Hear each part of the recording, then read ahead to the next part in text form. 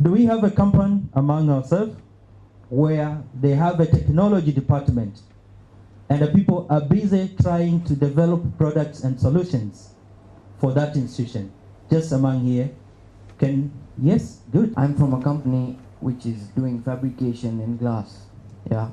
So what we face sometimes is that everyone in this industry is doing almost the same thing. So we face a challenge where how do we make a different product? For example, a window.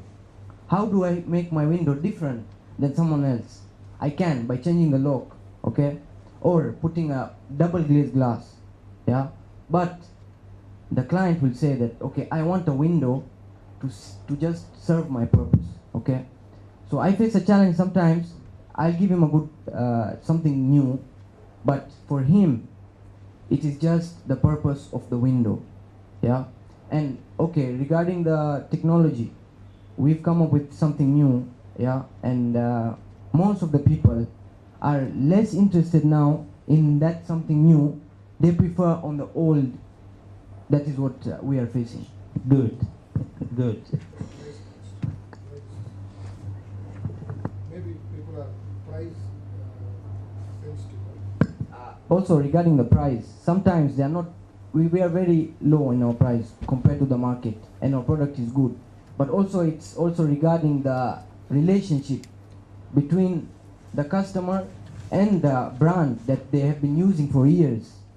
So for us to penetrate through, it's not very easy. Yeah, This is it's true. That's what I said, that there's an easier way where one can only develop products to suit the customers. As of now, you just look into what are the customer looking for.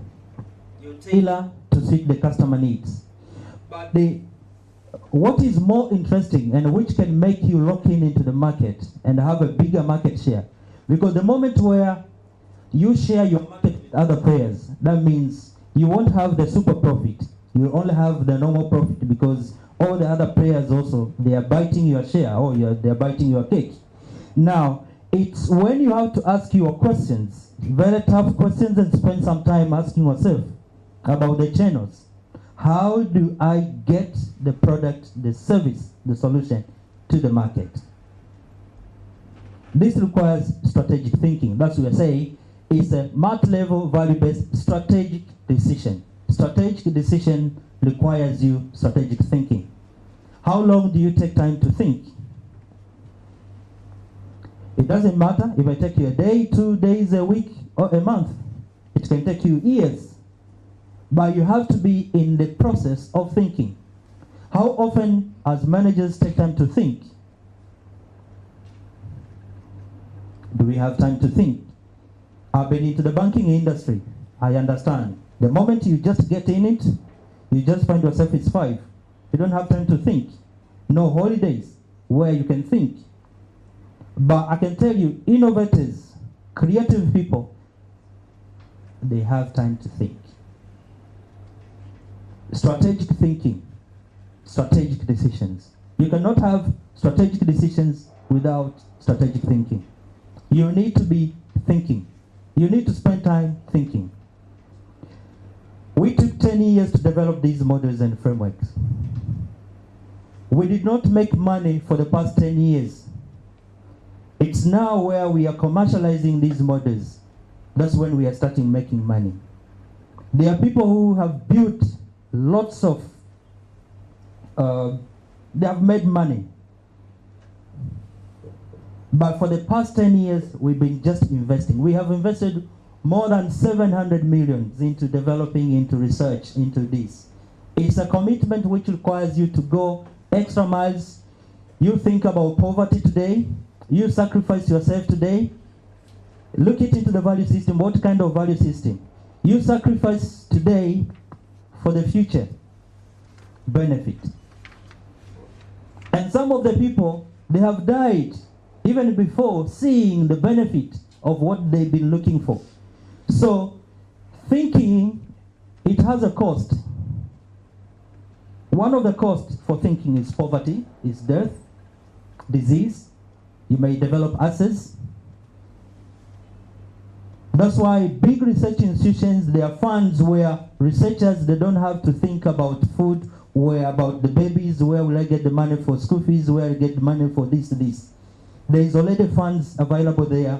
You come in, do the thinking, do the research.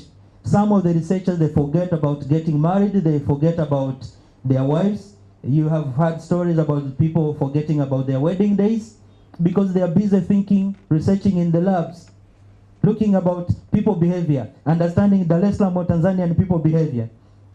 We've been going around into the marketplace looking to, okay, plot, where do you think the value system of these people?